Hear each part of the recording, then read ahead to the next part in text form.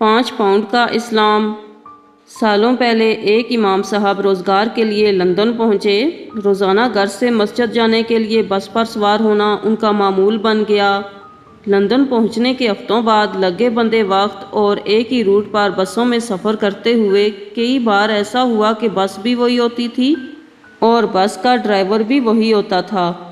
آگے بڑھنے سے پہلے آپ سے ریکویسٹ ہے، میرے چینل معلوماتی اردو سٹوری کو سبسکرائب کر لیں، شکریہ۔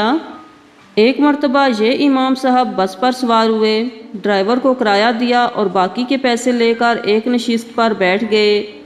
ڈرائیور کے دیے ہوئے باقی کے پیسے جیب میں ڈالنے سے قبل دیکھے تو پتہ چلا کہ 5 پاؤنڈ زیادہ آ گئے ہیں۔ پہلے امام صاحب نے سوچا کہ یہ 5 پاؤنڈ وہ اترتے ہوئے ڈرائیور کو واپس کر دیں گے کیونکہ یہ ان کا حق نہیں بنتا۔ پھر ایک سوچ آئی کہ اتنے تھوڑے سے پیسوں کی کون پرواہ کرتا ہے، ٹرانسپورٹ کمپنی ان بسوں کی کمائی سے لاکھوں پاؤنڈ کماتی بھی تو ہے، ان تھوڑے سے پیسوں سے ان کی کمائی میں کیا فرق پڑے گا؟ میں ان پیسوں کو اللہ کی طرف سے انعام سمجھ کر جیب میں ڈالتا ہوں اور چپ ہی رہتا ہوں۔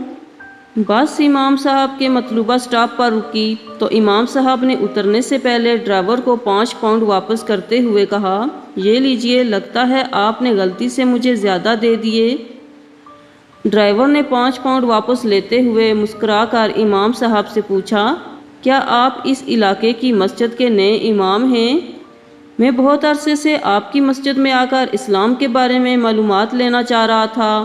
یہ 5 پاؤنڈ میں نے جان بوجھ کر آپ کو زیادہ دیے تھے تاکہ آپ کا اس معمولی رقم کے بارے میں رویہ پرکھ سکوں۔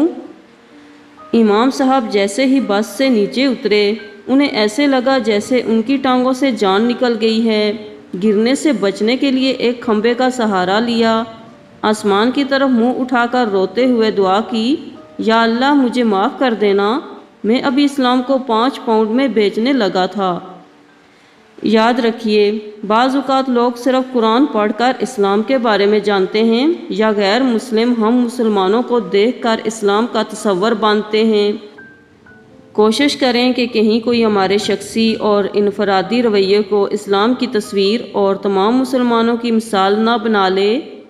اگر ہم کسی کو مسلمان نہیں کر سکتے تو کم از کم اپنی کسی حرکت کی وجہ سے اسے اسلام سے متنفر بھی نہ کریں۔ ہم مسلمانوں کو زیادہ احتیاط کی ضرورت ہے کیونکہ سفید کپڑے پر لگا داغ دور سے نظر آ جاتا ہے۔